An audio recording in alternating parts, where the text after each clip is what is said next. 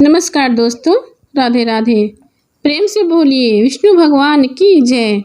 बृहस्पतिवार का दिन भगवान विष्णु और देवताओं के गुरु बृहस्पति देव को समर्पित होता है। बृहस्पति देव के देवताओं का गुरु होने के कारण इस दिन को गुरुवार के नाम से जाना जाता है। बृहस्पतिवार के दिन भगवान विष्णु की बृहस्पति देव के रूप में पूजा करने का विधान है। यह व्रत अत्यंत फलदायी होता है। गुरुवार को व्रत उपवास करके यह कथा पढ़ने से बृहस्पति देव प्रसन्न होते हैं। बृहस्पति देव को बुद्धि का कारक माना जाता है। अनुराधा नक्षत्र युक्त गुरुवार से व्रत प्रारंभ करके 7 गुरुवार उपवास करने से बृहस्पति ग्रह की हर पीड़ा से मुक्ति मिलती है। गुरुवार का व्रत पूरे श्रद्धा भाव से करने से व्यक्ति को गुरु ग्रह के दोष खत्म हो जाता है तथा गुरु कृपा प्राप्त होती है। इस दिन व्रत करने से व्यक्ति के सारे सुखों की प्राप्ति होती है। बृहस्पतिवार व्रत विधि। पौष माह को छोड़कर किसी भी दिन महीने से बृहस्पतिवार का व्रत शुरू कर सकते हैं। व्रत की शुरुआत शुक्ल पक्ष से करना शुभ माना जाता है। नियम के अनुसार बृहस्पतिवार को लगातार 7 या 16 व्रत रखने चाहिए तथा 8वें या 17वें बृहस्पतिवार को उसका उद्यापन करना चाहिए।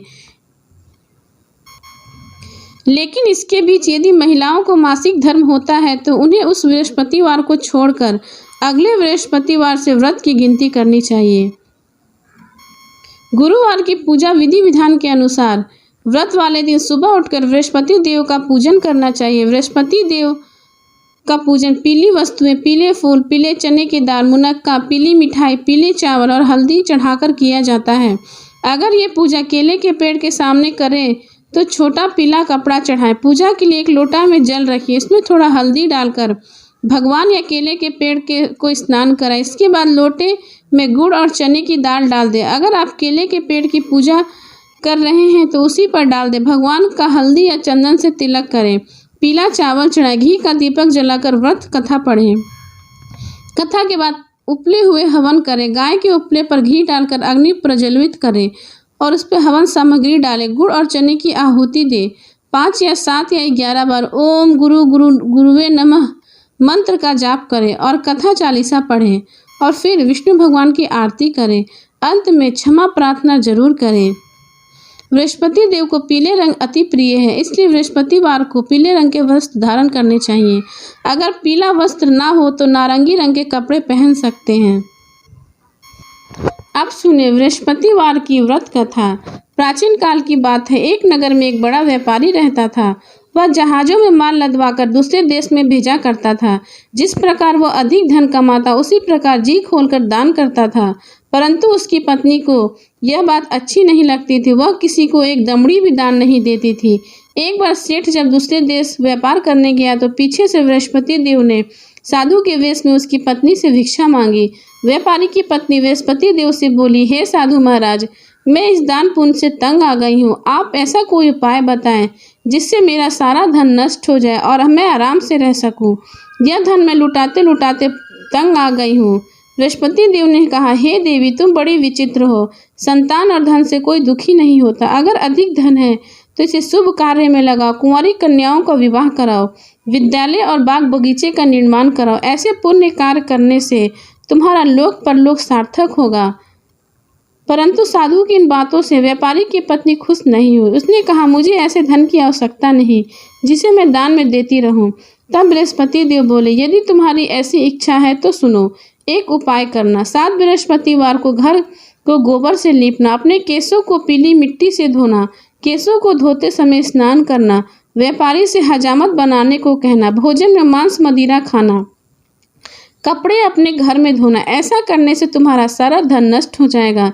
इतना कहकर बृहस्पति देव वहां से अंतर ध्यान हो गए।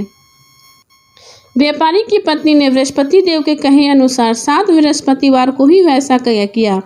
केवल 3 बृहस्पतिवार बीते थे कि उसके समस्त धन संपत्ति नष्ट हो गया और वह परलोक सिधार गई। जब व्यापारी वापस आया तो उसने देखा कि उसका सब कुछ नष्ट हो चुका है। उस व्यापारी ने अपनी पुत्री को साथ में लेकर दूसरे नगर में जाकर बस गया। वह वहां से जंगल से लकड़ी काट कर लाता और शहर में बेचता। इस तरह वह अपना जीवन व्यतीत करने लगा। एक दिन उसकी पुत्री ने दही खाने की इच्छा प्रकट की, लेकिन व्यापारी के पास दही खरीदने के पैसे नहीं थे। वह अपनी पुत्री को बोलकर जंगल चला गया, लकड़ी काटने लगा। वहाँ एक वृक्ष के नीचे बैठकर अपनी पूर्व दशा का विचार करने लगा और रोने लगा। उसी दिन बृहस्पतिवार था। तभी वहाँ बृहस्पति देव साधु के रूप में सेठ के पास और बोले, हे मनुष्य, तो इस जंगल में किस चिंता में बैठा है? तब व्यापारी बोला, हे महाराज, आप तो सब कुछ जानते हैं। इतना कहकर व्यापारी अपनी कहानी सुनाकर रोने लगा। बृहस्पति देव बोले, देखो बेटा, तुम्हारी पत्नी ने बृहस्पति देव का अपमान किया था, इसी कारण से तुम्हारा यह हाल हुआ। लेकिन अब तुम किसी प्रकार की चिंता मत करो। तुम गुरुवार के दिन बृहस्पति देव का पाठ करो। 2 पैसे के चने और गुड़ लाकर जल के लोटे में शक्कर डालकर वह अमृत और प्रसाद तैयार करो और कथा पढ़ो। कथा के बाद प्रसाद ग्रहण करो और अपने परिवार के सदस्यों के साथ कथा सुनने के बाद सबको प्रसाद बांटो। भगवान तुम्हारा अवश्य कल्याण करेंगे। साधु की बात सुनकर व्यापारी बोला, महाराज, मुझे तो इतना भी नहीं बचता कि मैं अपनी पुत्री को दही लाकर दे सकूं। इस पर साधु जी बोले, तुम लकड़ियां काटकर शहर बेचने जाना। तुम्हें लकड़ियों के दाम पहले से चौगुने मिलेंगे, जिससे तुम्हारे सारे कार्य सिद्ध हो जाएंगे। उस लकड़ियां को काटी और शहर में बेचने चला गया। उस लकड़ियां के अच्छे दाम में बिक गई, जिससे उसे अपनी पुत्री के लिए दही लिया और गुरुवार की कथा हेतु चना गुड़ लेकर कथा और प्रसाद बांटकर स्वयं भी खाया और सभी को दिया। उसी दिन से उसकी सभी कठिनाइयां दूर होने लगी। परंतु अगले बृहस्पतिवार को वह कथा करना भूल गया। अगले दिन वहां राजा के यहाँ एक बड़ा यज्ञ का आयोजन हुआ। पूरे नगर के लोगों को भोजन में आयोजित करने के लिए कहा गया। राजा की आज्ञा के अनुसार पूरे नगर के लोग राजा के महल में भोजन करने जा गए, लेकिन व्यापारी और उसकी पत्नी तनिक विलंब से पहुंचे। अंत उन दोनों को राजा ने महल ले जाकर भोजन कराया। जब वे दोनों लौटकर आए तब रानी ने देखा कि उसका हार खूंटी पर टंगा हार गायब है। रानी को व्यापारी और उसकी पुत्री पर संदेह हुआ। उसका हार उन दोनों ने ही चुराया। राजा की आज्ञा से उन दोनों को कारावास की कोठरी में कैद कर दिया गया। कैद में पड़कर दोनों अत्यंत दुखी हुए। वह उन्होंने बृहस्पति देवता का स्मरण किया। बृहस्पति देव ने प्रकट होकर व्यापारी की उसको भूल का आभास कराया और उन्हें सलाह दी कि गुरुवार के दिन कैद खाने के दरवाजे पर तुम्हें 2 पैसे मिलेंगे। उनसे तुम चने और मुनक्का मंगवाकर विधि पूर्वक बृहस्पति देव का पूजन करना। तुम्हारे सब दुख दूर हो जाएंगे। बृहस्पतिवार के दिन कैद खाने पर द्वार पर 2 पैसे मिले। बाहर सड़क पर एक स्त्री जा रही थी। व्यापारी ने उसे बुलाकर कहा, हे बहन, मेरे लिए गुड़ चने ला दो, मुझे बृहस्पतिवार की कथा कहनी है। इस पर वह स्त्री बोली, मैं अपनी बहू के लिए गहने लेने जा रही हूँ, मेरे पास समय नहीं है। इतना कहकर वह चली गई। थोड़ी देर बाद वहाँ एक स्त्री और आई। व्यापारी ने उसे बुलाकर कहा, हे बहन, मुझे बृहस्पतिवार की कथा करनी है, तुम मुझे 2 पैसे के चने गुड़ ला दो। बृहस्पति देव का नाम सुनकर वह स्त्री बोली, भाई, मैं तुम्हें अभी गुड़ चना लाकर देती हूँ।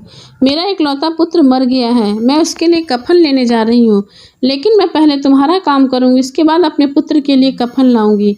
वह स्त्री बाजार से व्यापारी के लिए गुड़ चना ले आई और स्वयं भी बृहस्पति देव की कथा सुनी। कथा के समाप्त होने पर वह स्त्री कफन लेकर अपने घर गई। घर पर लोग उसके पुत्र की लाश को राम नाम सत्य कहते हुए ले जा रहे थे।